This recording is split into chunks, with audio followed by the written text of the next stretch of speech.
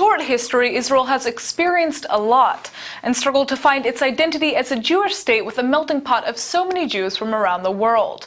The Zionist movement played a huge role in establishing the state, but even within that movement, there are several different interpretations of how it should be implemented.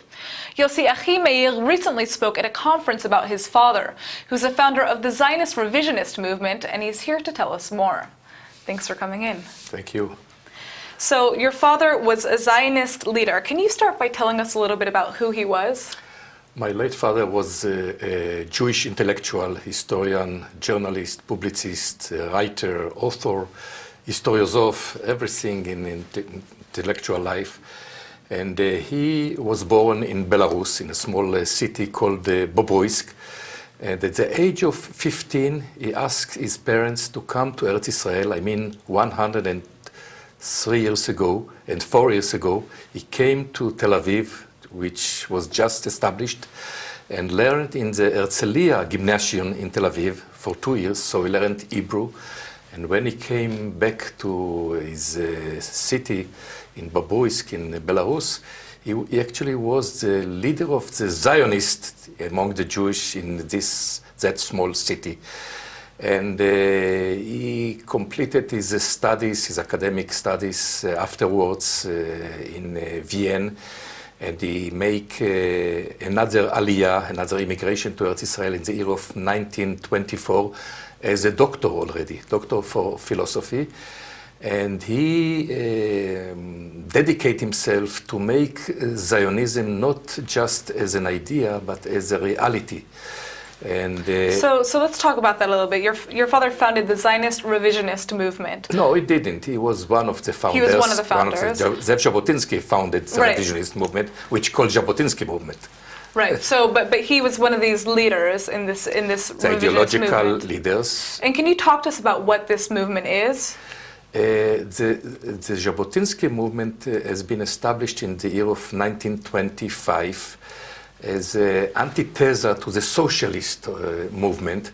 And Jabotinsky claims, and my father agree with him, that we have to make all political efforts to make Zionism not just as an idea, but as a reality, and fulfill the idea of the establisher of the Zionist movement, Benjamin Ze'ev Herzl.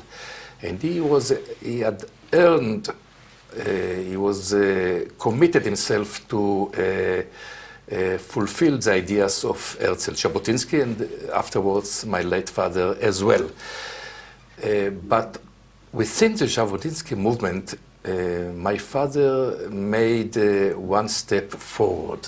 I mean that after the year of 1929, when there were when the Arabs attacked Jewish scholars in yeshiva of Hebron, and they couldn't defend themselves. They have no weapons, and the British, which governed the country, did nothing to rescue them. And more than almost 70 young Jewish scholars, in Hebron, were murdered. So my late father said that we have to establish an organization that will fight against, let's say, indifference of the Jewish mandate, Jewish government in the country that are doing nothing to save and to protect the Jewish issues, the Jewish people which live in the country. We have to take weapon in our hands. That's what my late father said. We need revolutionary Zionism, and not just sitting and wait that maybe somebody will give us independence and will fulfill our political rights in this country. So, this was his, let's say, his ideas. This was his contribution to Zionism. Growing up with a father who was such a huge political activist, what do you remember the most from your childhood? How did it have an impact on you? I remember him as a man of a family on the one hand, and on the other hand as intellectuals. I saw him in his room writing. There were not internet, and there were not websites and so on. So he wrote all his articles in his pen, in the paper, and I saw him, let's say, I would describe him from the back, sitting on his desk and writing his articles. He published, let's say, 3-4 articles a week, and they were published in the daily of the Cherut movement. I'm talking about the first year of the State of Israel. He lives 14 years in the State of Israel from its establishment to the year of 1929 when he passed away. I was 19 years old. I served in the army when I was told that my father died. But I remember him writing, reading, thinking, and that's had a big influence on you. I mean, you just went to Belarus right now for a conference, correct? Yes, it was a great experience. I mean, he dreamt, my father, who was extreme anti-communist on the one hand, and he knew that the communist authorities will not let him go to the USSR on the one hand. On the other hand, he dreamt to come, maybe once in the future I'll come back to my city where I was born, when I grew up, Bobruisk, and I met against the landscape that I remember and I am yearning for. And he didn't, of course he didn't, and he writes stories and memoirs about his childhood.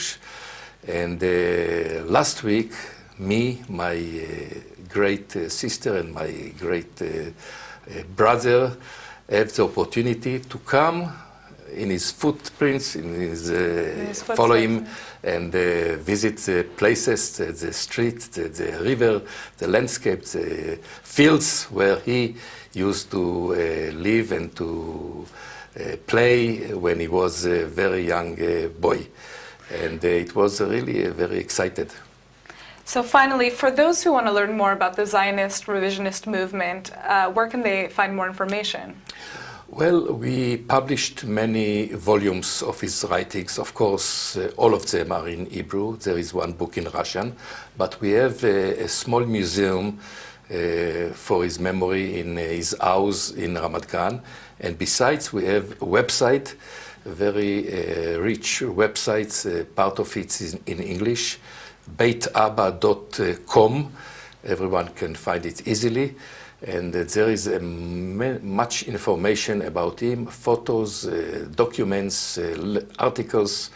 And we're developing, of course, this website to make it more wide, more rich, and to let the public, those who are interested in Zionism and Zionistic figures like my late father, to know more about it. Great. Well, thank you so much for coming in. It was great to hear the story. Thank you for the opportunity.